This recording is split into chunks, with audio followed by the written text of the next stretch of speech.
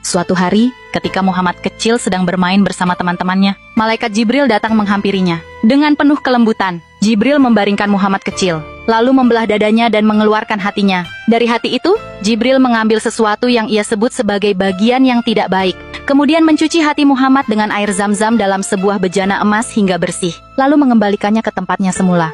Momen itu berlalu begitu cepat. Anak-anak yang bermain bersamanya terkejut melihat kejadian itu, dan dalam kepanikan mereka berlari menemui ibu mereka sambil berteriak, "Muhammad dibunuh! Muhammad dibunuh!" Mereka segera kembali untuk memastikan dan mendapati Muhammad kecil dalam keadaan baik, meskipun wajahnya sedikit pucat.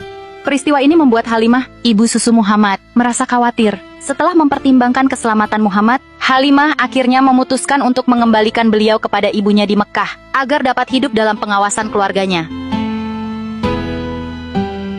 Setelah kembali ke pangkuan ibunya, Aminah binti Wahab, Muhammad kecil menjalani masa kanak-kanak yang penuh dengan kasih sayang. Ketika Muhammad berusia 6 tahun, ibunya membawa beliau dalam perjalanan ke Yatsrib, sekarang Madinah, untuk mengunjungi makam ayahnya, Abdullah, dan bertemu dengan keluarga besar dari pihak ibunya.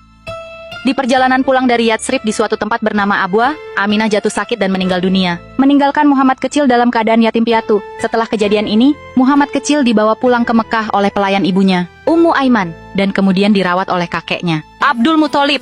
Abdul Muthalib sangat menyayangi Muhammad dan memberikan perhatian penuh kepadanya. Namun ketika Muhammad berusia 8 tahun, kakeknya juga meninggal dunia. Setelah itu, tanggung jawab merawat Muhammad jatuh kepada pamannya, Abu Thalib, yang merawatnya dengan penuh kasih sayang dan menjaga beliau seperti anaknya sendiri. Di bawah asuhan pamannya, Abu Thalib, Muhammad tumbuh menjadi pemuda yang jujur dan terpercaya, hingga dikenal masyarakat dengan sebutan Al-Amin, artinya yang terpercaya. Tak ada orang yang ragu dengan kejujurannya. Semua orang Quraisy merasa aman menitipkan harta dan urusan kepada beliau. Kita beruntung memiliki Muhammad. Beliau adalah pemuda yang tak pernah berbohong dan selalu menepati janji.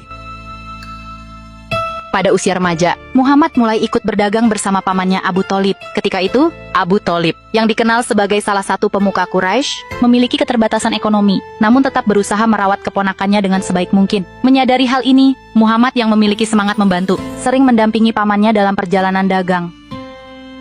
Rombongan dagang Quraisy tiba di Bushra, wilayah Syam. Di sana, ada seorang pendeta bernama Buhaira yang ahli dalam agama Nasrani. Biasanya, ia jarang berinteraksi dengan orang luar. Saat melihat rombongan tiba, Buhaira memperhatikan awan yang terus menaungi mereka, khususnya di atas Muhammad. Ketika rombongan beristirahat di bawah pohon, dahan-dahan pohon itu pun tampak merunduk menaungi beliau. Buhaira mengutus seseorang untuk mengundang seluruh kafilah, termasuk Muhammad yang awalnya tidak ikut. Ketika Muhammad hadir, Buhaira melihat tanda kenabian di punggungnya dan mulai bertanya tentang dirinya. Semua jawaban Muhammad sesuai dengan ciri kenabian yang diketahuinya.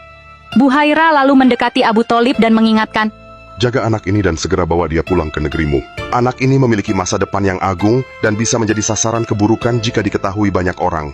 Setelah urusan dagang selesai, Abu Thalib segera membawa Muhammad kembali ke Mekah sesuai pesan Buhaira.